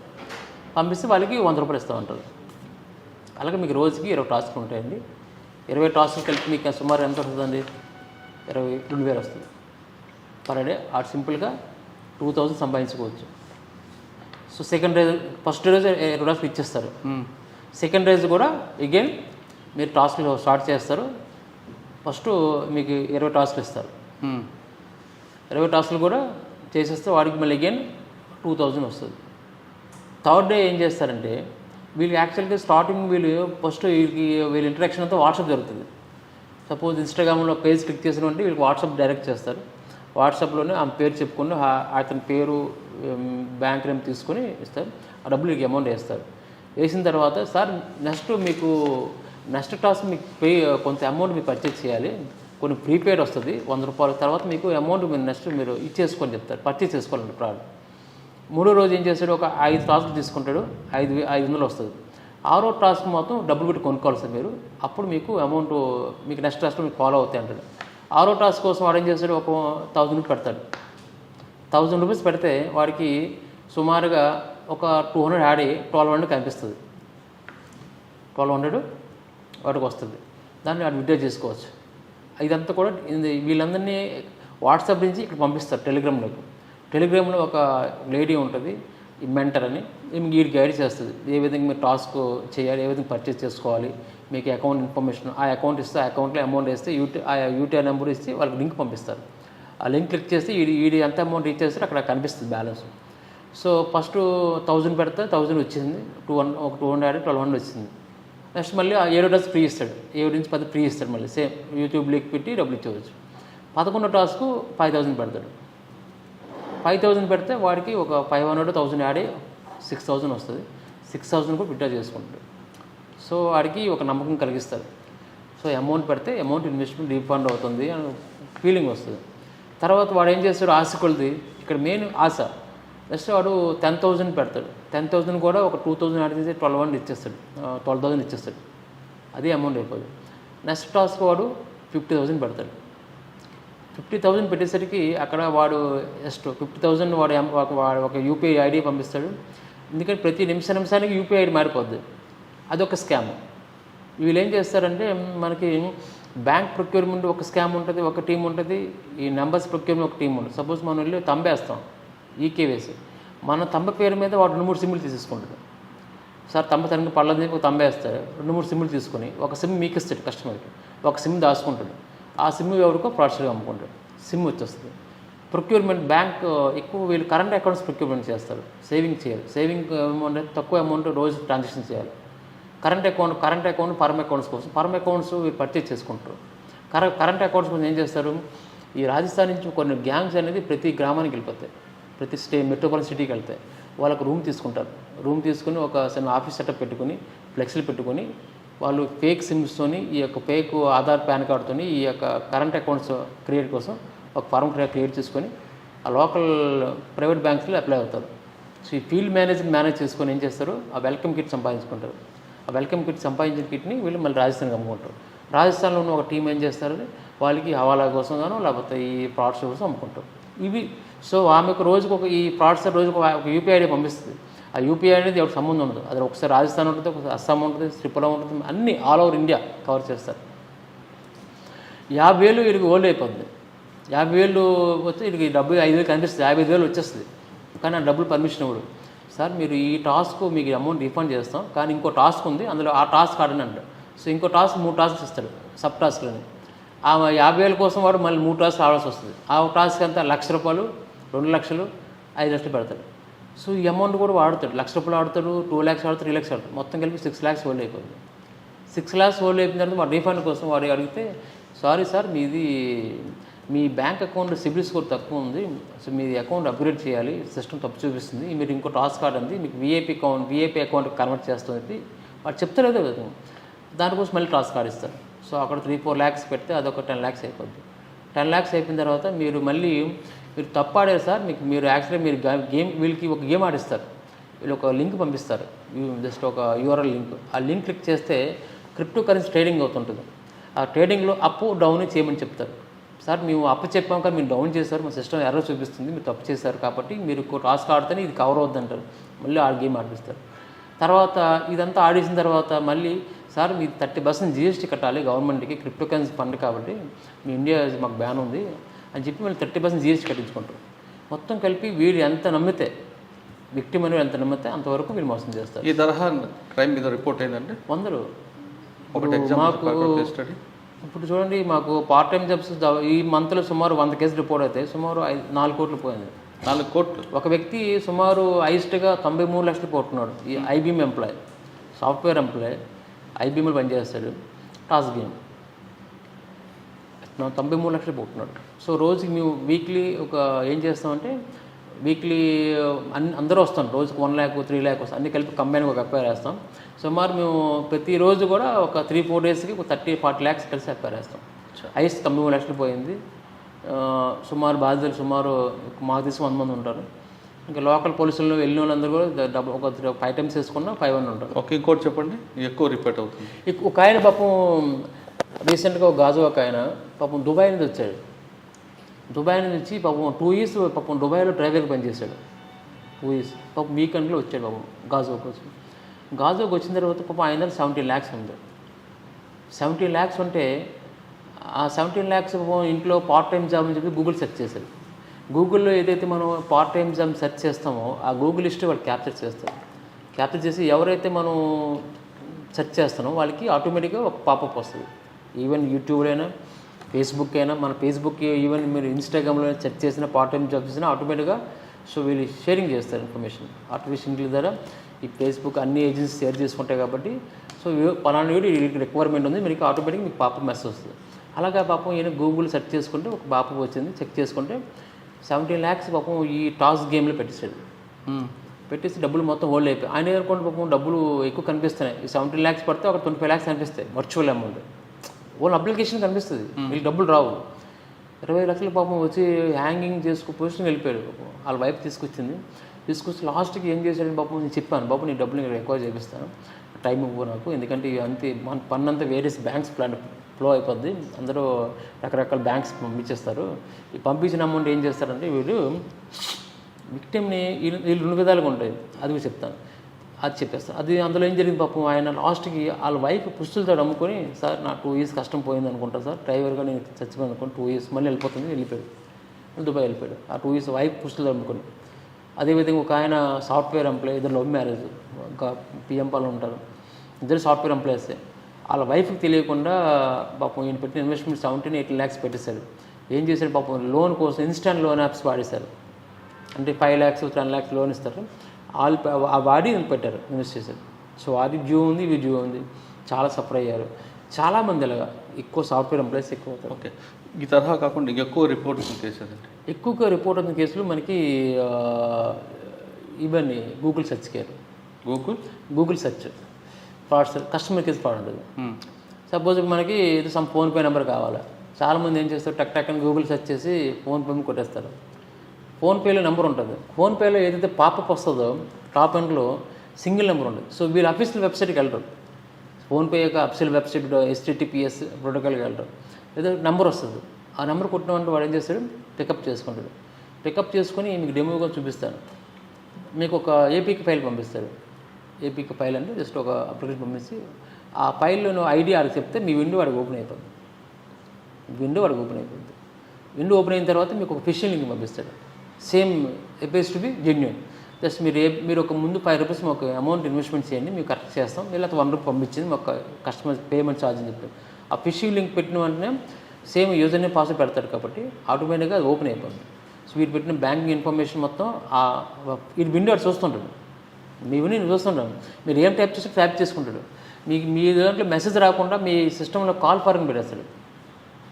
ఓటీపీస్ మీకు రాకుండా మీ సిస్టంలో ఒక కోడ్ రన్ చేసి, మెసేజ్ కోడ్ రన్ చేసి వేరే నెంబర్కి పెట్టేస్తుంటారు కాల్ ఫార్వర్డ్. సో ఓటీపీస్ అక్కడికి వస్తాయి. సో వీడికి తెలియకుండానే మొత్తం పోతుంది. వీడు చూస్తుంటాడు, అన్నీ చేయగలుగుతాడు కానీ నీకేం చేయలేకపోతాడు. ఆటోమేటిక్గా అలా ఎక్కువ జరుగుతాయి. సో కస్టమర్ కేర్ ఫార్స్ ఎక్కువ జరుగుతాయి. అండ్ అందులో ఒక కేసు స్టడీ చెప్పండి. కస్టమర్ కేర్ అంటే చాలా వరకు మన ఒక ఆయన వచ్చాడు, ఇది ఇందులో సెర్చ్ చేశాడు బాబు, స్పీడ్ పోస్ట్ అని. చాలామంది స్పీడ్ పోస్ట్ ట్రాక్ చేస్తుంటారు, కొరియర్ పంపిస్తారు. ఆ కొరియర్ ట్రాక్ కోసం ట్రాక్ చేస్తుంటారు, గూగుల్ సెర్చ్ చేస్తారు. అందులో కస్టమర్ కేర్ వాడు పికప్ చేస్తారు, కాల్ చేసి సార్ మీకు కస్టమర్ కేర్ మాడుతున్నాను, మీ నెంబర్ చెప్పండి, ఒక ట్రాకింగ్ నెంబర్ ఇస్తారు. వాళ్ళు ఏం చేస్తారంటే ముందు ఇనీషియల్గా ఒక అప్లికేషన్ ఓపెన్ చేపిస్తారు, వాళ్ళకి ఏపీకి ఫైల్ పంపిస్తారు, లేకపోతే ప్లేస్టోర్ ఓపెన్ చేయించి ప్లేస్టోర్లో ఎనీ డెస్క్ యాప్ కానీ రస్ట్ బస్ అని ఒక డెస్క్ ఉంటుంది, డెస్క్ ఒక యాప్ ఉంటుంది, ఆ యాప్ ఇన్స్టాల్ చేపిస్తే ఆ యాప్ యొక్క ఐడియాని మనకి ఇచ్చేస్తే మన ఐడి అడిగి ఓపెన్ అయిపోతుంది. విండో ఓపెన్ అయిపోయి విండో వాడు ఫోన్ మనం చూస్తుంటాడు, సార్ మీరు ఒక 1 rupee మాకు పంపించమని చెప్తాడు. మనం ఏం చేస్తాం, మనం పేటీఎం ఓపెన్ చేస్తాం, ఫోన్పే చేస్తాం, ఆ యూపీఐ పిన్ కొట్టి పంపిస్తాం, అటు క్యాప్చర్ చేస్తుంటాడు. ఇమ్మీడియట్గా వాడు ఏం చేస్తాడు, ఆ పిన్ని కొట్టి ట్రాన్స్ఫర్ చేసుకుంటాడు అమౌంట్ని. లేకపోతే నెట్ బ్యాంకింగ్ చూస్తారు, నెట్ బ్యాంకింగ్ చేసుకుంటాడు. ఆ తరహాలో ఎంత డబ్బులు పోయి ఉంటుంది మనకి గూగుల్ సెర్చ్ కాల్లో సుమారు ఒక 1 crore పోయి ఉంటుంది. ఇంకా వేరే ఉన్నాయండి ఇంపార్టెంట్ పర్టికులర్ అంటే మనకి అన్నీ సార్, మనకి ఆల్ టైప్ ప్రోడక్ట్స్ ఎక్కువ ఉంటాయి. మనకి ఇవి అంటే ఎక్కువ రిపోర్ట్ అవుతుంది ఏదండి? ఎక్కువ రిపోర్టింగ్ అవుతుంది, సెక్స్టార్షన్ ఎక్కువ వస్తాయి. హనీ ట్రాప్ చెప్పండి. హనీ ట్రాప్ ఎక్కువ ఏం జరుగుతుందండి, సో వీళ్ళకి ప్రామినెంట్ పర్సన్స్ వీళ్ళు సెలెక్ట్ చేసుకుంటారు. ఇప్పుడు మీకు ఆల్ ఇండియా డేటా బ్యాంక్ అని చెప్పి నెట్లో కొడితే కొన్ని వందలు వస్తాయండి మన డేటా అనేది. మనం ఏదైనా షాపింగ్కి వెళ్తే మన డేటా మొత్తం రాసి ఇచ్చేస్తాం. అక్కడ అడగపోయినా మొత్తం ఓచర్ అంటే మొత్తం డేటా ఇచ్చేస్తాం. వీళ్ళు మొత్తం సెక్యూర్ చేసుకొని మొత్తం అమ్ముకుంటారు గూగుల్లో పెట్టి. అదేవిధంగా డార్క్ వెబ్లో కొంత వందల డేటా అమ్ముకుంటారు. కలెక్ట్ చేసుకుని వీళ్ళు ఏం చేస్తారంటే మీకు ర్యాండమ్ కాల్ చేస్తారు, వాళ్ళు చెక్ చేసుకుంటాం. అదేవిధంగా కొంత వెబ్సైట్లు నేమ్స్ మన గూగుల్ దొరుకుతాయి. వీళ్ళు కాల్ చేస్తారు. కాల్ చేసిన తర్వాత ఫస్ట్ ఇంతకుముందు పాత రోజుల్లో 2 daysలో జస్ట్ చార్ట్ చేస్తారు. చార్ట్ చేసిన తర్వాత కొంచెం బిరిఫండ్ అయిన తర్వాత సెక్స్ చేసేవారు. ఇప్పుడు ఆటో అలా కాదు, ఫస్ట్ రోజే కాల్ వచ్చిన వెంటనే హాయ్ ఐఎమ్ విత్ సోన్ సేలు I'm alone I want sex with you అంటే ఓకే అంటే వీడు ఆటోమేటిక్గా మగ పిల్లలు ఏం చేస్తారు, కుర్రవాళ్ళు కొంచెం యాక్టివ్గా ఉంటారు. ఏజ్ పర్సన్స్ టార్గెట్ చేస్తారు. 95 ఏజ్ 65 75 ఏజ్ పీపుల్ వాళ్ళు టార్గెట్ చేసిన తర్వాత వీళ్ళు జస్ట్ అన్ని నేను డైవర్ట్ చేసి మీరు బాత్రూమ్ వెళ్ళి బట్టలు ఇప్పని అంటారు. వీడు బట్టలు ఇప్పుతాడు. బట్టలు ఇప్పిన తర్వాత అది కొంచెం చూపించిన తర్వాత వీడు కొంచెం చేసిన తర్వాత మొత్తం క్యాప్చర్ చేస్తాడు. వీడు చేసిన ప్రతి యాక్ట్ క్యాప్చర్ చేసి అయిపోయిన 2 minutesకి ఒక వీడియో పంపిస్తుంది. బాబు చూసుకోండి వీడియో అని, ఐ వాంట్ మనీ అంటుంది. కుర్రవాళ్ళు ఏం చేస్తారు, 2000 3000 బతిమాలుకుంటారు. అట్లీస్ట్ 500 పంపించినా ఒప్పుకోరు, పంపించాం. కుర్రవాళ్ళు చెప్పిన తర్వాత కొంచెం కట్ చేస్తారు. ఏజీ పర్సన్ మాత్రం కొంచెం ప్రాబ్లం పర్సన్ ఏం చేస్తే భయపడతారు. ఈ వీడియో బయటకు వెళ్తే అప్పటికే పిల్లలే ఉంటాయి, అల్లుళ్ళు ఉంటారు, కూతుళ్ళు ఉంటారు, మనవాళ్ళు ఉంటారు. ఎక్కడ చూస్తే వీడియో బాగా అనుకుంటారు కదా, ఆ విధంగా ఆ ఫీలింగ్లో ఉండిపోయి వాళ్ళ అమౌంట్కి కడతారు. సో స్టార్టింగ్ ఒక 1 lakh పే చేస్తారు వాళ్ళు. ఎక్కువగా మాకు ఈ తరహాలు ఎక్కువగా డాక్టర్స్ కూడా ఎఫెక్ట్ అవుతారు, పెద్ద పెద్ద బిజినెస్ స్టార్ట్స్ పెద్ద బిగ్ షాట్ ఎంప్లాయీస్ ఎఫెక్ట్ అవుతారు. అంతా చెప్పుకోలేరు. కానీ కొందరు వస్తారు, కొందరు రారు, కొందరు ఫోన్లో చెప్తారు, కొందరు కేసు వస్తారు మాకు ఓన్లీ సాల్వ్ చేయమంటారు. రకరకాల వ్యక్తులు మాకు కలుస్తారు. తర్వాత వీళ్ళు కాల్ 1 lakh అయిపోయిన తర్వాత ఒక రోజు నెక్స్ట్ రోజు కాల్ వస్తుంది, ఒక ఫేస్బుక్ నుంచి కాల్ వస్తుంది, లేకపోతే యూట్యూబ్ నుంచి కాల్ వస్తుంది. బాబు మీ యూట్యూబ్ నుంచి కాల్ చేస్తున్నాం, మీ వీడియో మాకు వచ్చింది, 1 lakh ఇస్తే కానీ మేము అప్లోడ్ చేయము అంటే వీటి పే చేస్తారు 1 lakh. అక్కడికి మళ్ళీ అగైన్ ఒక ఈవినింగ్ తర్వాత ఫేస్బుక్ వాళ్ళు ఫోన్ చేస్తారు, బాబు మాకు వచ్చింది మేము అప్లోడ్. సో వాళ్ళకి పే చేస్తాడు. వాళ్ళు పే చేసిన తర్వాత నెక్స్ట్ రోజు ఒకటి యూనిఫామ్ ఫోన్ చేస్తాడు, ఐపీఎస్ ఆఫీసర్ని, పెద్ద బోర్డు పెట్టుకుని పెద్ద గ్రూప్ పెట్టుకుని వీడియో కాల్ చేస్తాడు. నేను సోన్సీ పర్సన్ని, నువ్వు ఒక అమ్మాయితో మాట్లాడావు కదా, అమ్మాయి పైనుంచి కింద పడిపోయింది, ఆ కింద పడిపోయినప్పుడు ఆ ఫోన్లో నీ వీడియో ఉంది, నీ వల్లే కింద పడిపోయింది, ఆమె చావు బతుకులు ఉంది, నాకు ఏం సమాధానం చెప్తా ఉంటాడు. వీళ్ళకి మొత్తం చెమటలెక్కిపోతాయి. చెమటలెక్కిపోయిన తర్వాత ఏం చేస్తాడు, ఇంక లాభం లేదని చెప్పేసి డబ్బులు పే చేస్తాడు. ఇంకా హెరాస్మెంట్ స్టార్ట్ అవుతుంది. సో అమ్మాయి ఇంకా మెడిసిన్స్ కొంచెం ఖర్చు అవుతుందని చెప్తారు. ఇది ఎప్పుడైతే వీళ్ళకి బాగా హెరాస్మెంట్ స్టార్ట్ అవుతుందో కొంచెం డబ్బులు పే చేసి కొంచెం ధైర్యం వస్తుంది, అప్పుడు వస్తారు. సుమారుగా 20 lakhs వరకు పోగొట్టు ఉన్నారు, 2000 పోగొట్టులో ఉన్నారు. డబ్బులు ఇస్తే వాళ్ళకి బ్లాక్మెయిల్ చేస్తారు మీ వీడియోని పబ్లిక్. దానికి రెమెడీ ఏంటండి? దానికి రెమెడీ ఒకటండి, అన్వాంటెడ్ ఏదైతే అన్నోన్ నెంబర్స్ వచ్చినా ఏదైనా వాట్సాప్ కాల్స్ని వీడియో కాల్స్ని మనం చూడకూడదు, లిఫ్ట్ చేయకూడదు.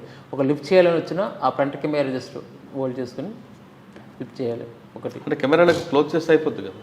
అదే మరి ఆ ఫ్రంట్ కెమెరా జస్ట్ బ్లాక్ చేస్తే ఫ్రంట్ కెమెరా చేసుకొని తెలిసిపోద్ది, వాళ్ళు ఏం చేయలేరు. ఒకటి కొత్తగా వచ్చిన లేడీ ఎవడైనా జస్ట్ సెక్స్ ఆడితే అది ఈజీ ట్రాప్, దాన్ని ఫిక్స్ చేయకూడదు. మన ఇష్టమే. ఇప్పుడు కొత్తగా యాప్స్ కూడా వచ్చాయి, అన్వాంటెడ్ కాల్ సైలెంట్ కలిపి ఆటోమేటిక్ వెళ్ళిపోద్ది మోడ్ పెట్టేసుకుంటే. సో అన్నోన్ నెంబర్స్ ఏ వచ్చినా అది సైలెంట్ మోడ్కి వెళ్ళిపోద్ది. ఏదైనా కాల్స్ ఈవెన్ ఆడపిల్లలు చేస్తున్నారు, ఇప్పుడు మగపిల్లలు కాదు, ఈవెన్ లేడీస్ కూడా అదే ట్రాప్. లేడీస్కి ఏం చేస్తారు ట్రాప్, నీకు హాయ్ చాట్ పెడతారు, హాయ్ నేను నీ క్లాస్మేట్ నీకు గుర్తురాలేదా అంటాడు. ఇది గుర్తురాదు, లేదే నాకు గుర్తురాలేదు అంటే, లేదు నీ క్లాస్మేట్ నేను ఎలాగే నాకు పరిచయం అవుతుంది, పలానా రోజు చదువుకున్నావు కదా నీ డిగ్రీ క్లాస్ పెట్టి అమ్మాయి అంటే, ఎవరబ్బా అని రిమంబర్ చేసుకుంటుంది. అయినా రాదు, రాకపోతే నాకు ఒక వీడియో కాల్ చేసి నేను చూపిస్తాను తీసుకోదు. అమ్మాయి వీడియో కాల్ చేస్తుంది, అవతల మోగాడు ఉంటాడు మ్యూట్ పొజిషన్లో, ఇవి కట్ చేస్తుంది, అంటే ఈమె వీడియో పంపిస్తాడు. ఈమె ఏం పంపిస్తాడు, ఈమె అయితే ఫోన్ మీరు చూసినట్లుగా జస్ట్ ఫ్రేమింగ్ చార్జ్ పంపిస్తాడు. ఈ వీడియోని సోషల్ మీడియా పోస్ట్ చేస్తాను, డబ్బులు కావాలి, లేకపోతే నాకు మళ్ళీ ఎగిన నూరు వీడియో కాల్ చేయమంటాడు. ఆ విధంగా చేస్తారు. సో ఆ తరహా నేర కంప్లైంట్ వచ్చిందా మీ దగ్గరికి? వచ్చాయి. ఎక్కడ వచ్చిందండి? ఇక్కడ వైజాగ్ వస్తాయి. వైజాగ్ ఇది హబ్బర్ అండి. వైజాగ్లో సైబర్ క్రైమ్స్ అనేది ఏపీలో ఎక్కువగా ఇక్కడ రిపోర్ట్ అవుతాయి. ఎందుకంటే ఆల్ సెక్టర్ పీపుల్ ఉన్నారు. నార్త్ పీపుల్ ఎక్కువ ఉన్నారు, సౌత్ పీపుల్, మొత్తం ఆల్ సెక్టర్ పీపుల్ ఎక్కువ ఉన్నారు స్టేయింగ్. నేవల్ డిఫెన్స్ ఎస్టాబ్లిష్ ఉన్నాయి, పోర్ట్ ట్రస్ట్ ఉంది, సీషోర్, సో మొత్తం ఆల్ సెక్టర్ పీపుల్ ఉన్నారు కాబట్టి ఎక్కువ క్యాంప్స్ ఎప్పుడు అవుతాయి నార్త్. సార్ ఇప్పుడు మీరు ఎక్కువగా 3 చెప్పారండి, టాస్క్, తర్వాత కస్టమర్ కేర్, ఓఎల్ ఎక్స్పర్ట్స్ ఎక్కువ, అవన్నీ రొటీన్ ఉన్నాయనుకోండి. హనీ ట్రాప్ అందులో ఆ లేడీస్. తర్వాత ఇప్పుడు కొత్తగా ఇది ఒకటి వచ్చింది, ఇది ఫెడెక్స్ అని కొరియర్. మీకు కాల్ వస్తుంది, సోన్స్ పర్సన్ నేమ్ బాబు నీ పేరు మీద హాంకాంగ్కి ఒక కొరియర్ వెళ్ళింది, ఆ కొరియర్లో సమ్ నార్కోటిక్ సబ్స్టాన్స్ ఉంది, కొంత అమౌంట్ ఉంది, కొంత పాస్పోర్ట్స్ ఉన్నాయి, మీ సస్పీషియస్ ఉంది, మీ యొక్క కాల్ని మీరు డైవర్ట్ చేస్తాను అని ముంబై క్రైమ్ బ్రాంచ్కి ముంబై వాళ్ళు కాల్ చేస్తారు, పోలీస్ ఆఫీసర్, బాబు నీ నేమ్ అడ్రస్ పేరు మీద నీ మనీ ల్యాండింగ్ జరిగింది, నీ అమౌంట్ నీ పేరు మీద వెళ్ళింది, ఎలా జరిగింది, ఈ కొంచెం ప్యానిక్ అయిపోతాడు. నార్కోటిక్ అంటే భయపడతారు లేడీస్కి. ఆటోమేటిక్గా లేదు నీ పేరు మీద మనీ వెళ్ళింది, ఒకసారి నీకు కొంత అమౌంట్ పంపిస్తాను, అమౌంట్ నువ్వు నాకు పంపించు, అప్పుడు నీ బ్యాంక్ స్టేట్మెంట్ నేను చెక్ చేస్తాను మనీ ల్యాండింగ్ జరిగిందో లేదని అని చెప్తాను. అలాగే 2-3 లక్షలు పంపించిన తర్వాత ఈ అమ్మాయికి అర్థం అవుతుంది ఫ్రాడ్. అవి ఎక్కువ జరుగుతాయి ఫెడెక్స్ కంపెనీస్, కొరియర్స్. సార్ ఈ తరహా నేరాలు మీకు కంప్లీట్ వచ్చిన తర్వాత మీరు కేసు బుక్ చేసి ఇన్వెస్టిగేషన్ స్టార్ట్ చేస్తారు, వాళ్ళు దొరుకుతారు, అసలు దొరికినా రికవర్ అవుతుందా? అంటే మేము ఇప్పటివరకు మేము చాలా కేసుల్లో చాలా అమౌంట్ హోల్డ్ చేస్తాం. ఒక కేసులో మాకు 5 lakhs అయిపోద్ది, కానీ ఆ అకౌంట్ 2-3 కోట్లు ఉంటుంది. వాడు మా దగ్గర రాలేడు, ఎందుకని వాడి దగ్గర ఆ అకౌంట్ ఫేక్ అకౌంట్, దాన్ని ఐటీఆర్ సబ్మిట్ చేయలేడు, ఆ యొక్క సోర్స్కి వాడు సమాధానం చెప్పలేడు, వాడు మా దగ్గర రాలేదు. సో అలాగే మా దగ్గర crores of rupees హోల్డే ఉంది. సో విక్టిమ్స్ కూడా ఏం చేస్తారంటే వితిన్ మనకి 1 yearలో ఏం చేయగలిగితే, మనకు వితిన్ జరిగిన 1 hourలో ఏమైనా రెస్పాండ్ అవ్వగలిగితే మనం 193 రీచ్ అవకాశం ఉంటుంది హోల్డింగ్. మనం కూడా ఏం చేస్తామంటే ఈ ఇమీడియట్గా నేషనల్ పేమెంట్ కార్పొరేషన్ ఎన్పిసి వరకు లెటర్ పెట్టి హోల్డ్ చేపిస్తాం అమౌంట్. చాలా సందర్భాల్లో ఒక 10 lakhs రిటర్న్ అయిపోయింది, 10 lakhs పోయింది, రిటర్న్ అయిపోయింది. ఒకవేళ అరెస్ట్ రికవర్ అవుతుందా?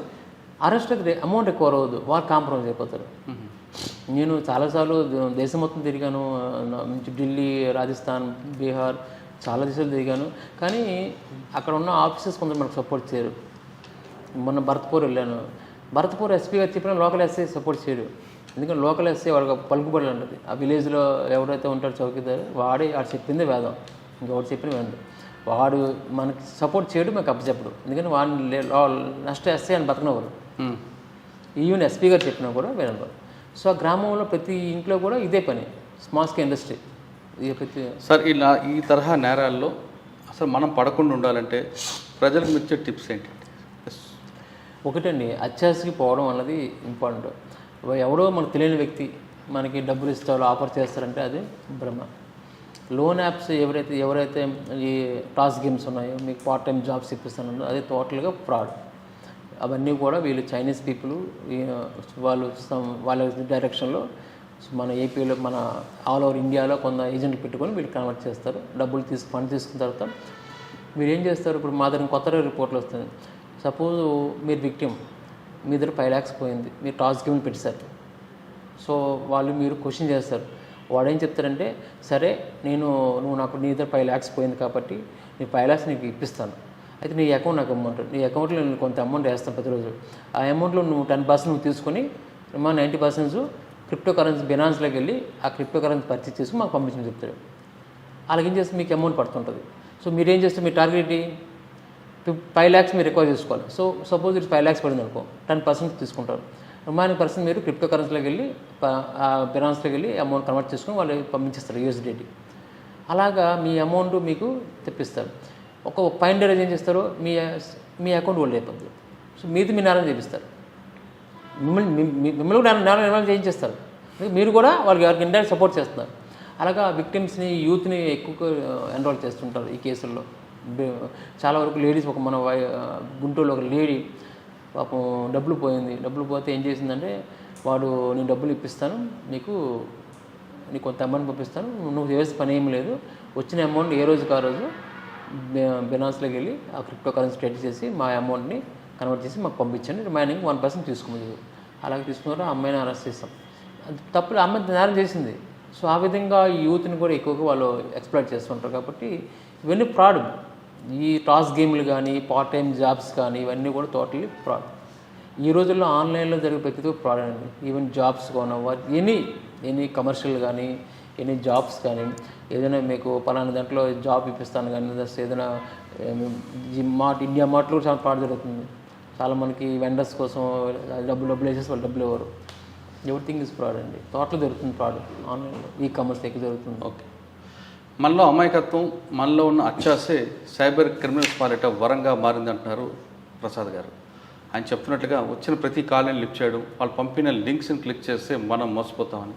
అంతేకాకుండా ఉద్యోగాలు మనం ఫ్రాడ్ అయితే మనం ఉద్యోగం చేస్తే మనకు వాళ్ళు డబ్బులు ఇవ్వాలి కానీ మనం తిరిగి ఇస్తున్నామని తీసుకుంటున్నాడంటే అక్కడ మోసం జరుగుతుందని గ్రహించారట. అంతేకాకుండా ఎక్కడ ఈ కొనకుండా మనకి డ్రా వచ్చింది, లాయర్ వచ్చింది, లేదా లాటరీ తగిలిందంటూ లోన్ యాప్లు అంటూ రకరకాల మోసాలు చేస్తుంటే అదంతా నమ్మకం కాదు, పూర్తిగా మోసం అంటూ చెప్తున్నారు. అంటే పర్టికులర్గా చెప్పాలంటే మన అమాయకత్వం కన్నా మనలో అత్యాసే దీనికి ప్రధానంగా మూలంగా తెలుస్తుంది. మనలో అత్యాసే వాడికి వరంగా మారి మనం నిలువుగా దోచుకుంటాడు. ఒకవేళ కేసు పెట్టిన తర్వాత వాడు దొరకడం కష్టం, దొరికిన రికవరీ అవ్వడం ఇంకా కష్టం. కాబట్టి ఖచ్చితంగా వచ్చిన అన్నోన్ పర్సన్ పంపిన లింకులు క్లిక్ చేయడం కానీ, లేదా కొత్త వ్యక్తులు ఎవరైనా వీడియో కాల్ చేస్తే చూడడం కానీ చేయొద్దు అంటూ భవానీ ప్రసాద్ గారు విశాఖ ప్రజలు కోరుతున్నారు. ఇది వారం భవానీ ప్రసాద్ గారు ఎక్స్క్లూజివ్ ఇంటర్వ్యూ. వచ్చే వారం మరో గెస్ట్తో బలికలతో అంతవరకు నమస్తే.